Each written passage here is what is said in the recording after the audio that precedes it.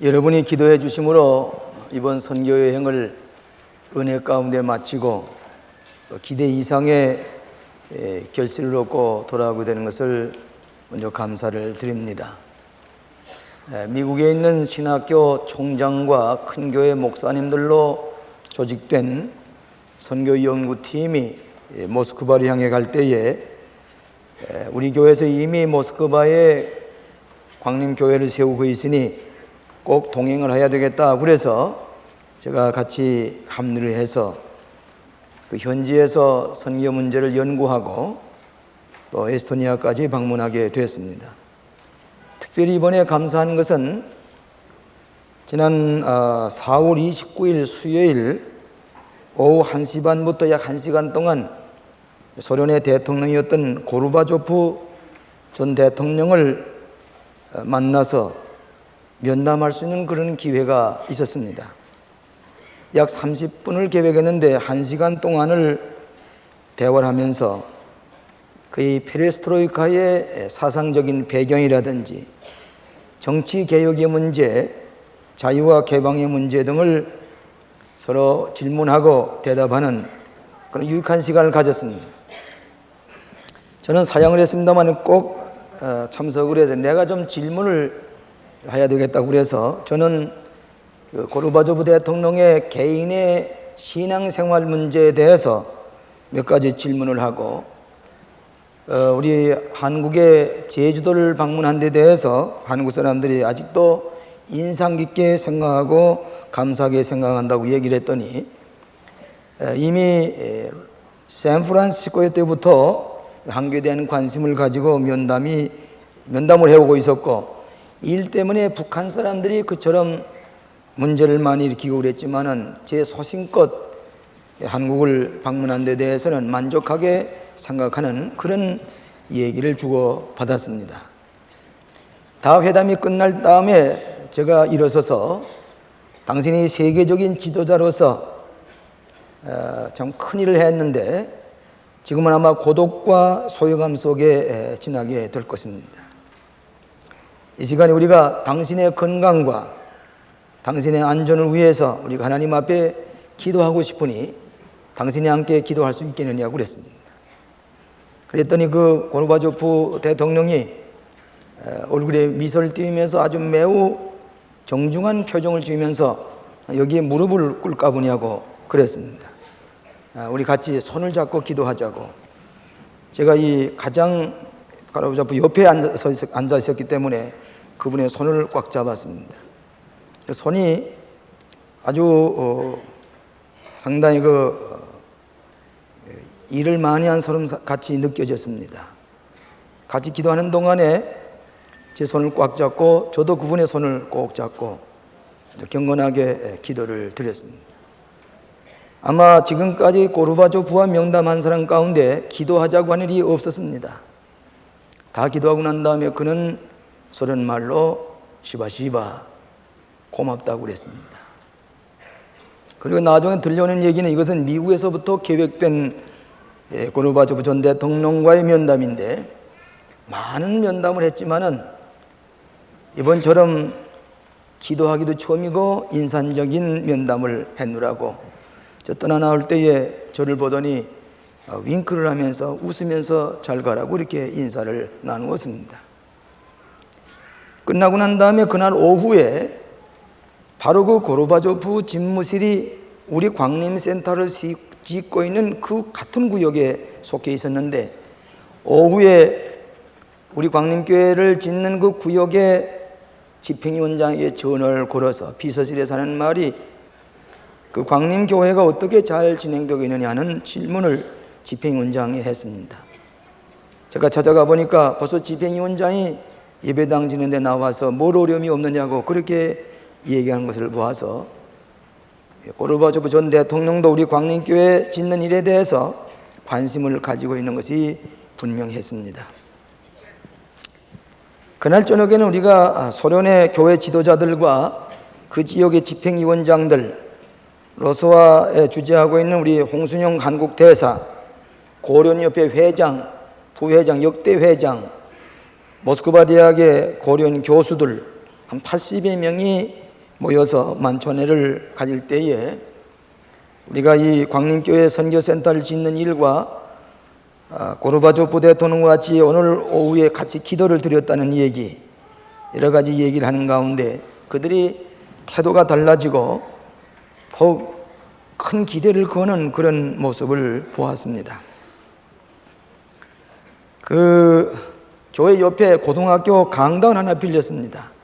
그곳에서 앞으로 예배를 곧 보기 시작할 그런 계획을 세우고 있습니다. 페테르스부르크, 레닌그라드를 거쳐서 에스토니아에 가서 지난 주일을 예배를 드리게 되겠습니다. 밤새도록 기차를 타고 가서 새벽 7시에 내려서 그 세수를 하고 에스토니아 교회에 가서 설교를 하게 됐습니다. 에스토니아 사람들을 위해서 한번 설교하고 로스와인들을 위해서 설교를 할 때에 우리 거기에 동참했던 선교팀 일행이 찬송가를 특별 찬양을 불렀습니다. 씩씩하게 우리가 여기서 불렀던 찬양을 부를 때에 로스와 교인이나 에스토니아 교인이나 다 눈이 뻘개지면서 눈물을 흘리면서 우리의 찬송을 들으면서 은혜를 받았습니다. 마침 선창식이 있어서 같이 선창식 보좌를 하고 에스토니아 사람들과 함께 우리 교인들이 성찬에 참여를 했습니다. 저녁에는 특별히 초교파적으로 청년들을 초대해가지고 질문을 받게 됐는데 갑자기 종교의 자유가 되니까 어떤 종교든지 다 같이 받아들이려고 하는 그런 혼란이 오고 있습니다. 왜 기독교를 받아들여야 되느냐, 왜 기독교가 구원의 종교냐 하는 것을 그 청년들과 함께 질문을 하고 받는 2시간 동안에 거쳐서 질문에 대해서 응답하면서 기독교가 유일한 구원의 종교라고 하는 것을 얘기를 하고 헤어져서 돌아왔습니다. 매우 의미 있는 시간이었습니다. 앞으로 우리 교회에 파이프 오르갱을 설치하기 위해서 봉헌하신 일행이 보온에 찾아가서 그 회사를 견학하고 그 파이프 오르갱 소리를 그 쾌륜에 있는 큰 교회에 설치되는 소리를 듣고 그 제작하는 과정을 잘 돌보고 그리고서 돌아올 수 있는 유익한 기회가 되었습니다. 이번에 가장 어려웠던 것은 20년 만에 독일에 큰 스트라이크가 일어났습니다.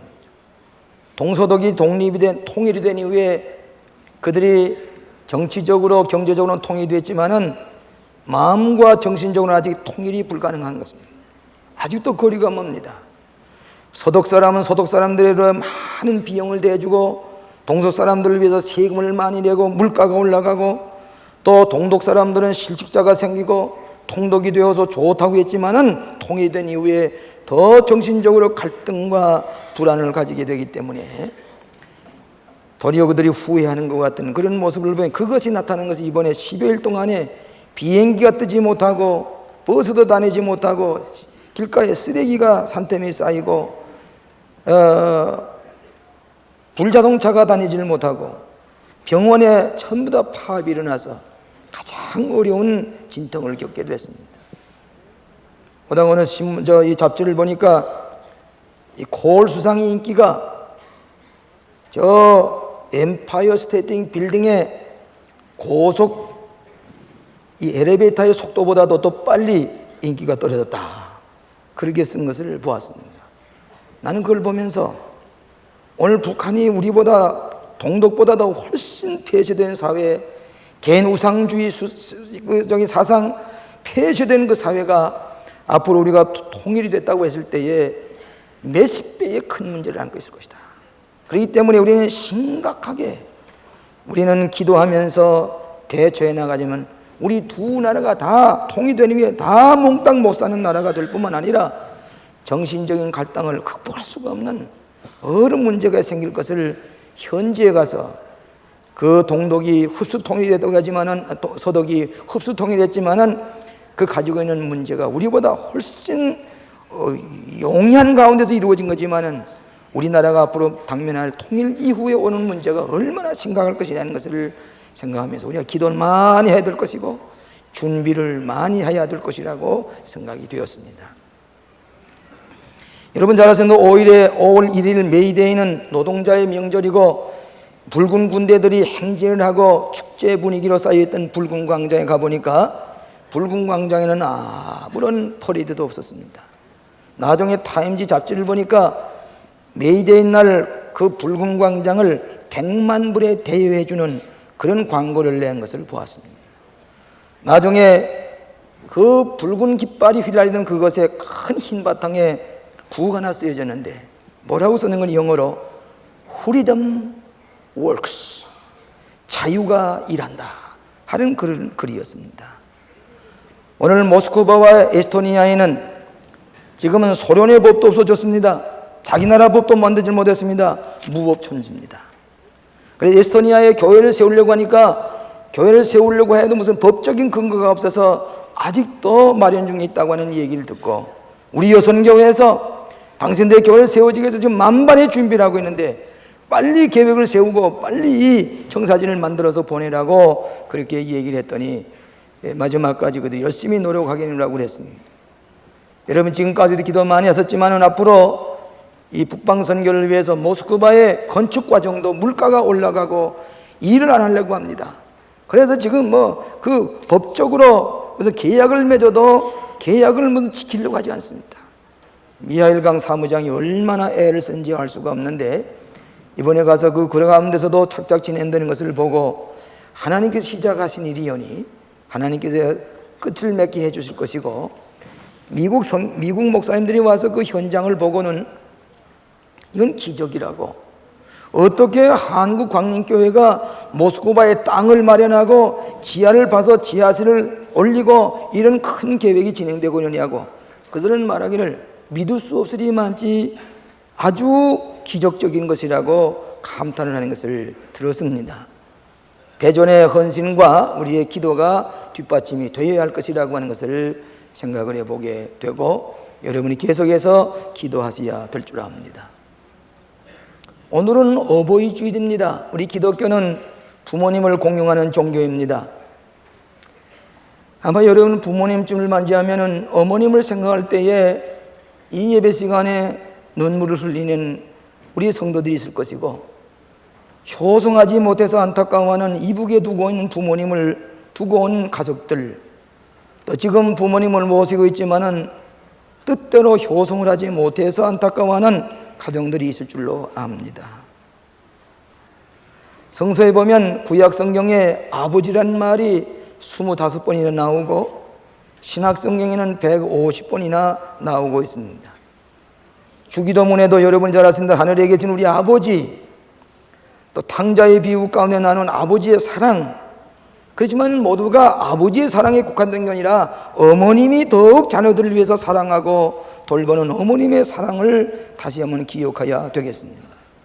동서양을 막론하고 당신이 예수를 믿게 된 신앙적 영향을 받은 누구에게 영향을 받았냐 물어보면 거의가 다 80% 이상이 어머니에게 신앙의 영향을 받았습니다. 지금 당신이 기도 생활하는데 그 기도의 능력은 어디서 배웠습니까? 어머님께 배웠습니다. 이렇게 얘기하는 것을 알 수가 있습니다. 어머님의 사랑은 하나님의 사랑에 이렇게 비교될 만치 높은 어머님의 사랑을 기억해 봅니다. 아버지도 물론 자녀들 교육에 관심이 있습니다마는 아버지의 관심에 비해서 어머님의 사랑은 너무나 놀라울 만치 희생적인 사랑을 자녀 교육을 위해서 바치는 것을 압니다. 이것은 사람의 인간의 모성애는 짐승에게도 있습니다. 저희가 이 뒷동리에 예배당을 질 때에 새해 들어서 2층 집에 살고 있었는데 그 집에 강아지가 하나 있었습니다. 어떻게 강아지가 영리한 뒤 어디 나갔다 오더라다가 무슨 뼈라든지 뭐 이런 빵부스러기를 가져다가 주면은 꼭 저희 방에 와서 그것을 물고서 먹습니다. 그런데 나중에 새끼를 낳는다 보니까 그 자기가 먹질 아니하고 그 뼈부스러기를 같은 것을 입에다 물고 자기가 젖을 먹이는 강아지 앞에다가 놓고서는 그 강아지를 좀 입을 먹으라고 자기가 먹지 않은 물에다가 자꾸 날아다가 새끼들 앞에다가 쑥 싸놓고 이러고서 새끼들 보고 먹으라고 있는 것을 볼 때에 짐승에게도 모성애가 얼마나 뜨겁다 하는 것을 알았습니다. 제가 어저께 비행기 전에 내려서 이 교회로 오면서 이 뉴스가 어떻게 되는지 알지 못해 뉴스를 들으려고 외도를 들어보니까 어떤 분이 그렇게 얘기해요.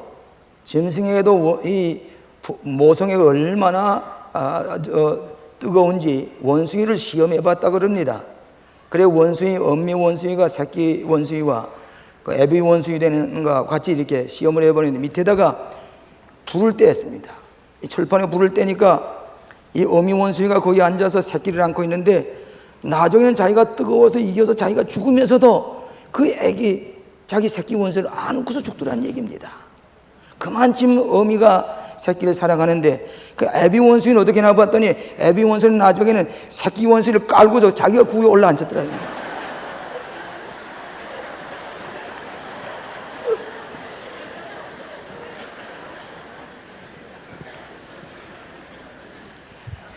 물론 이 짐승의 세계인가 그렇지만 그러겠습니다만은 오늘 어머님의 사랑에 비해서는 아버지의 사랑이 거기에 미치지 못하는 것이 분명합니다.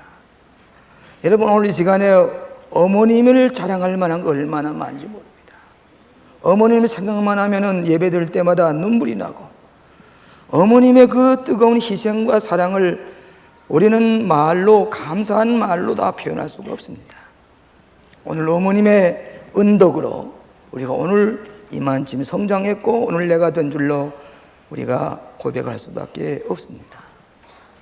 어머니처럼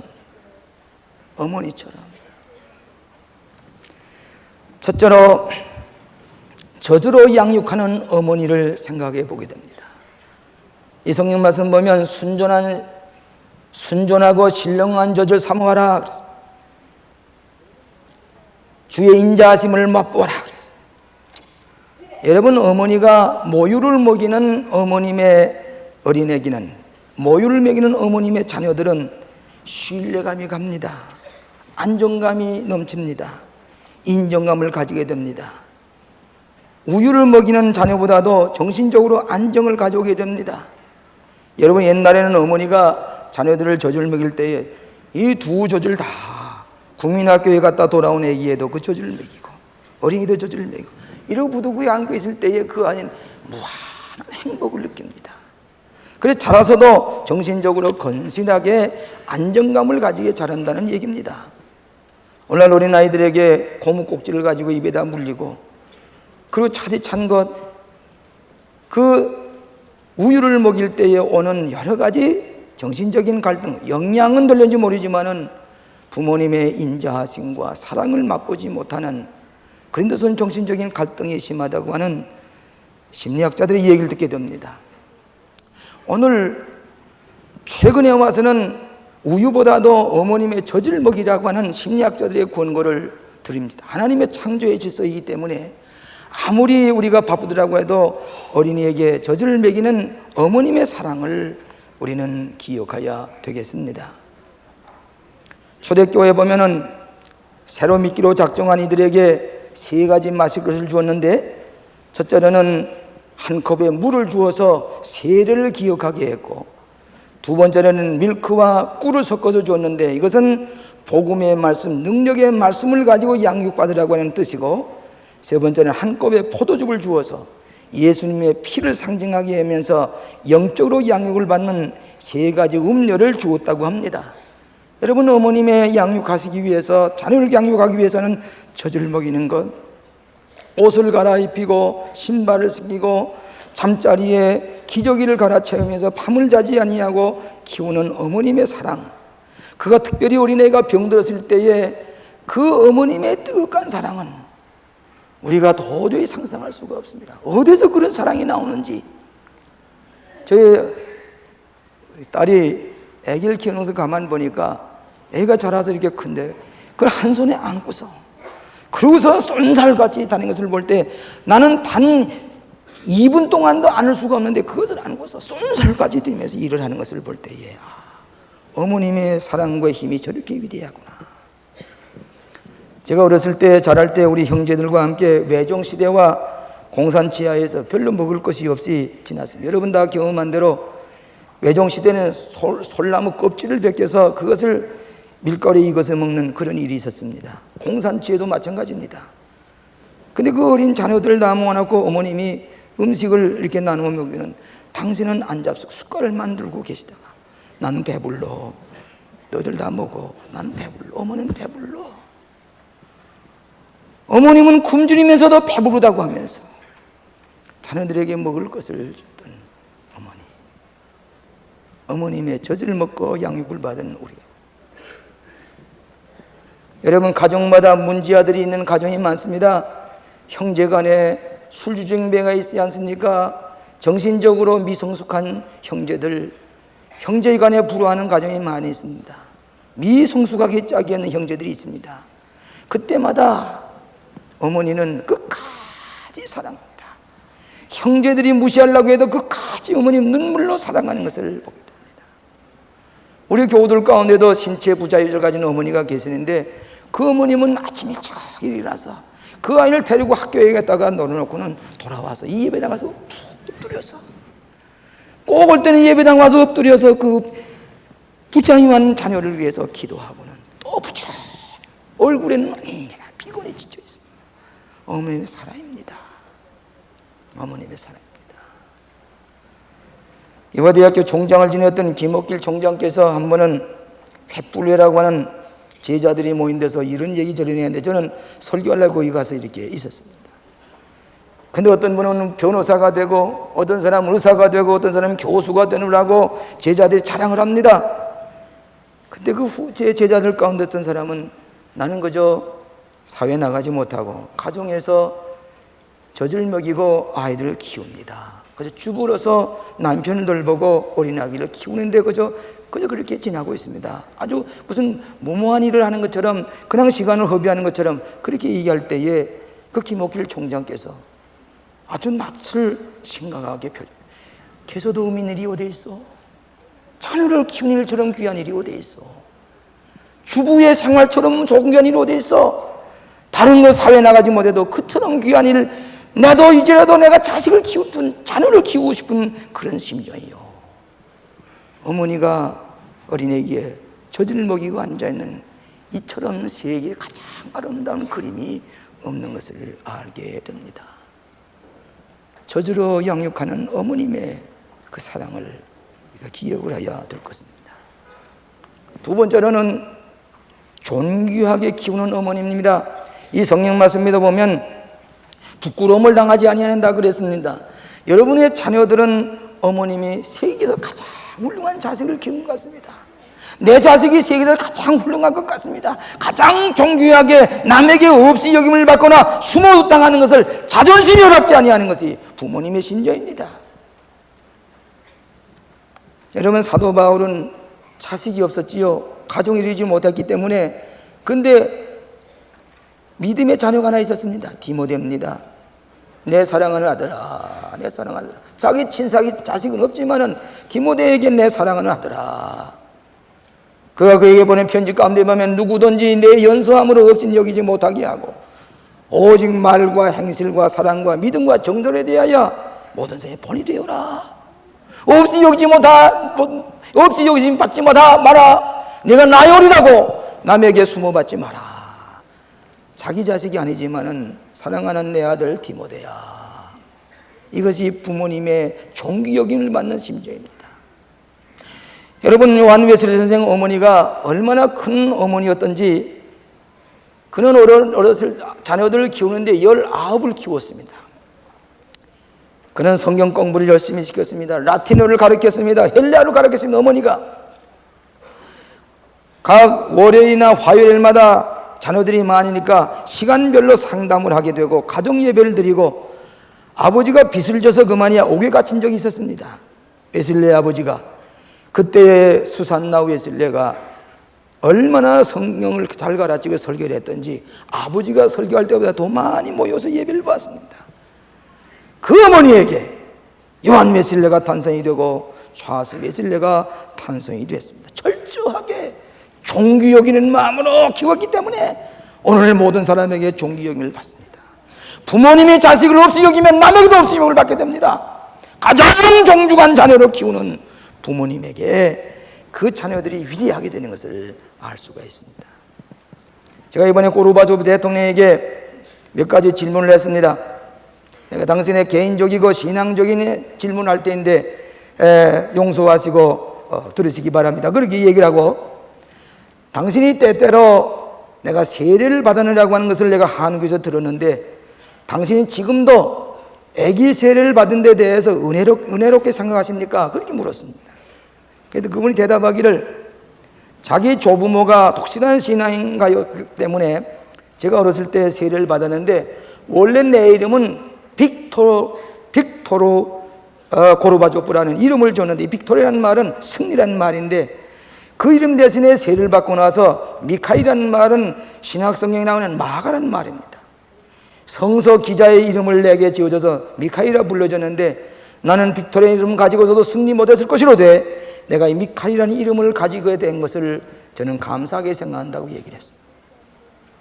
두 번째 다시 내가 묻기를, 당신의 어머니가 페레스트로이카 운동을 하는 그 뒤에 배후에서 기도하고 있다고 하는 얘기를 들었는데 어머님의 기도에 대해서 당신은 어떻게 생각합니까? 물었습니다. 그러니까 그 고르바초프가 경건한 표정을 하면서 내 어머니만 나를 위해서 기도할 뿐만 아니라 아버지도 나를 위해서 기도했어. 기도에 대해서 거부하지 아니하고 기도에 대해서 경건한 마음으로 감사하는 표정을 짓고 있는 것을 보았습니다.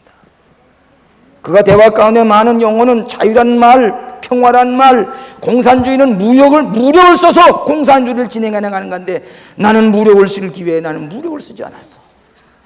그렇기 때문에 나는 여기 밀려나 있지만은 비폭력, 민주주의, 공존해야 된다고 하는 것, 얘기마다 거의 신앙적인 용어를 많이 쓰고 있는 것을 보았어. 존 F 케네디도 암살당했고 마틴 루터도 개혁자로도 암살당했지만 내가 생존해 있는 것은 내가 무력을 쓰지 아니하고 하나의 자기가 가진 이 개혁자적인 종교적인 신념을 가지고 있는 데 대한 자기의 여유 있는 태도를 보았습니다. 제가 손을 잡고 이렇게 꽉 기도하는데 손이 노동자와 손과 같은 걸 꽉 집었는데 제 손을 잡고도 기도할 동안에 흔들리지 않고 꼭 잡고 있었습니다. 그의 표정과 그의 그 접촉하는 그 가운데서 가지는 어떤 그 신앙적인 요청을 하고 있는 모습을 볼 수가 있었습니다. 여러분, 우리의 모든 인격은 어머님의 인격과 교양과 신앙의 영향이 학교 교육보다 훨씬 뛰어난 것을 알게 됩니다. 아무리 박사학위라고 아무리 훌륭한 교육을 받다고 할지라도 결국 가만히 보면 어머님의 영향, 부모님의 교양과 부모님의 신앙과 부모님의 인격을 더 이상 벗어나지 못하는 것을 저는 가정마다 보아서 알 수가 있습니다. 부모님이 후덕하면 자녀들도 후덕합니다. 부모님이 인색하면 자식도 인색합니다. 부모님이 남에게 베풀 줄 모르면 자식들도 베풀 줄 모르면 자라가게 되고 소외감을 당하게 되는 것을 알 수가 있습니다. 어거스틴의 어머니 모니카는 어거스틴이 탕자로 있을 때에 그는 기도함으로 말미암아 나중에 위대한 성자를 만들었습니다. 저희 어머님은 제가 중학교 1학년 때부터 새벽에 4시 반에 5시만 되면은 피곤해서 견딜 수가 없는데 저를 깨우면서 야, 새벽 기도회 가야 된다. 새벽 기도회. 그때부터 일어나기 시작해서 습관화가 됐습니다. 어머님이 새벽 기도해야 된다. 6.25 동란에 가족이 다 뿔뿔해서 헤어졌을 때의 어머니는 섬에 외딴 섬에 거기가 머물러 계시면서 새벽 2시 되시면 잠을 이룰 수가 없어요. 자식들을 위해서 바위팀에서 풀뿔을 빨아치면서 자식을 위해서 기도하신 까닭에 자녀들이 생명 하나 상하지 아니하고 오늘 내가 낳은 것은 하나님의 은혜여 어머님의 기도인 것을 잊을 수가 없습니다. 자녀들을 존귀 여기면서 키우는 어머님의 은덕을 잊어서는 안 될 것입니다. 세 번째는 하나님의 백성을 키우는 어머니입니다. 하나님의 택하신 자여 왕 같은 제사장이라고 그랬습니다. 여러분, 하나님을 기쁘시게 하는 것은 하나님의 사람입니다. 사람에게 덕을 끼치고 사람에게 봉사하며 살아가는 것이 하나님의 백성입니다. 여러분, 이 세상에서 덕을 세우며 살아가는 것 부모님의 교육 때문입니다. 부모님의 후덕으로 말미암아 자녀들이 후덕해집니다. 여러분, 1961년에 유엔 사무총장을 지난 닥 한마슐트 씨가 독신으로 지나다가 나중에 콩고에 내란이 났을 때에 비행기를 타고 가다가 비행기가 추락하는 바람에 죽었습니다. 근데 그의 아버지 함마슐투시도 스웨덴의 수상이었습니다. 근데 그 아버지의 신앙이 얼마나 좋고 정리에 입각한 그런 정치가였던지 제1차 대전에 영국이 휩써 들어가고 다 해도 이 스웨덴만은 절대로 전쟁에 참여할 수가 없다 그랬습니다. 정의를 주장했던 그 아버지, 수상이었던 아버지의 영향을 받고 그가 그 나라 정부의 재무부 장관도 지냈습니다. 나중에 유엔 사무총장이 됐을 때 그는 우스운 얘기로 자기는 세속적인 교황이라고 그랬습니다. 얼마나 고독하고 소외감을 느끼는지. 그러면서도 그가 쓴 책 가운데 마킹이라는 책이 있습니다. 그 책의 내용을 보면 구절구절마다 기도문입니다. 신앙을 고백했습니다. 마지막에 비행기를 타고 가다가 비행기가 추락해 죽은 다음에 그 함마슐투시의 가방을 열어보니까 가방 속에 유명한 유태인 철학자인 마틴 부버가 쓴 Ich und Du, 너와 나라고 하는 유명한 책을 스웨덴 말로 번역하고 있는 원고지가 흩어져 있는 것을 보았습니다. 그런 모든 세계 정치라는 가운데도 하나님과 나와의 관계가 분명하지 아니하면 안 된다고 하는 신앙의 모습을 마지막에 그의 시체 속에 있는 가방 속에서도 발견할 수가 있었습니다. 여러분, 하나님이 여러분을 하나님의 사람으로 제사장답게, 저는 결혼식 주례할 때 꼭 하는 설교가 있습니다. 오늘 이 결혼이라고 하는 것은 한 나라가 탄생되는데 여기서 서 있는 신랑은 황제가 되고 여기 서 있는 신부는 이 나라의 황후가 될 것이요, 앞으로 태어나는 이 세대는 황태자가 되고 공주가 될 것이요. 옳습니다. 왕 같은 제사장으로 자라는 것이 우리의 가정의 자녀들입니다. 오늘 하나님을 기쁘시게 하는 제사장과 같고 하나님의 백성으로 이웃을 사랑하며 도우는 이런 삶을 살아가도록 우리를 키우시는 것이 어머님이십니다. 저희들이 이번에 이 모스크바에서 고려인들과 함께 만찬을 이룰 때에 제가 이런 얘기를 했습니다. 아직도 이 공표된 건 아닙니다만 용서하시고 들으시기 바랍니다. 이번에 사하린에 130여 명의 무이무탁한 노인들이 있습니다. 그분들이 어떻게 소원이 고국에 돌아가서 살다가 고국 땅에 묻히고 싶다고 하는데 그분을 모실 만한 무슨 양로원도 아무것도 없습니다. 우리의 사랑의 집에 대한 소식을 강용훈 총재께서, 적주자 총재께서 알고는 사랑의 집에 찾아오셨습니다. 와서 다 돌아보시더니 나는 외국에도 많이, 영국에서도 대사로 있으면 다 돌아봤지만 이런 시설 내가 처음 봤습니다. 이 광림교회에서 그 130명을 모두 다 모시고서 여생을 잡수시게 하고 입히시게 하고 돌보실 것입니까? 그렇습니다. 광림교회 교인들이 사랑으로 돌볼 것입니다. 깜짝 놀랐으면서 이게 하나님의 은혜입니다. 하나님의 은혜외다. 지금은 여러 가지 수속 중에 있습니다. 아직도 발표할 땅은 아니지만은 그 얘기를 고려인들에게 했습니다. 사하린에 있는 무디무탁한 그게 자기의 부모님이 될 수도 있습니다. 130명을 우리 광림교회 사랑의 집에서 모시려고 합니다 하니까 그 고려인들이 제 얘기를 듣고 얼굴이 당장에 펴지면서 얼굴에 희색이 돌면서 고개를 끄덕끄덕 광림교회에서 그런 좋은 일을 하십니다. 그렇습니다. 모스크바 교회만 셀 뿐만 아니라 사랑에 있는 불쌍한 내 부모 형제들 그들을 사랑으로 갑니다. 그것이 교회입니까?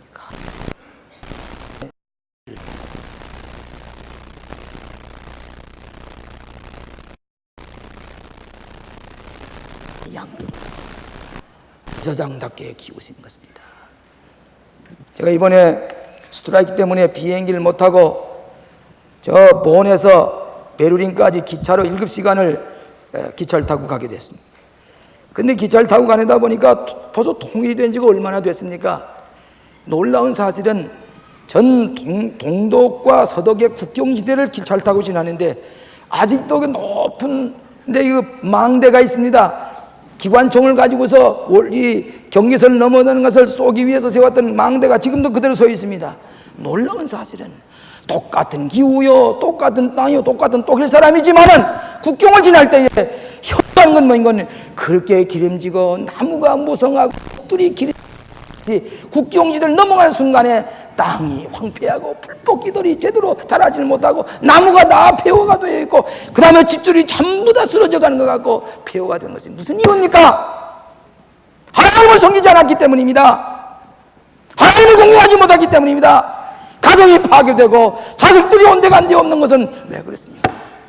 우리 가정에 예수님이 우리의 모토인 또래야 되고 예수님의 말씀대로 진리대로 가르칠 때에 그 땅이 기름지고 그 나무들이 무성하고 집들이 아름다운 행복한 가정으로 세워지는 것을 우리는 말씀을 통해서 알 수, 눈으로 볼 수가 있습니다. 오늘 사랑하시는 여러분, 우리 가정이 하나님의 말씀으로 양육받을 때 사회가 삽니다.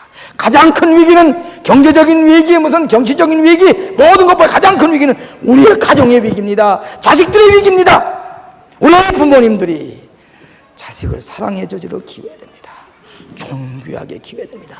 하나님의 백성을 삼고 하나님을 기쁘시게 하고 이웃을 사랑하고 봉사하는 자녀들을 키울 때에 오늘 세계 문제가 해결되고 우리의 사회 문제가 해결되고 우리나라의 문제와 우리의 사회 문제가 해결될 줄입니까? 어머님처럼, 우리 어머님처럼 자녀들을 키우고 행복한 가정을 만들어 가시기를 주의 이름으로 축원합니다. 자비하신 아버지 하나님, 저희들에게 눈물과 사랑과 희생으로 저희들을 키워주신 부모님을 기억해 봅니다.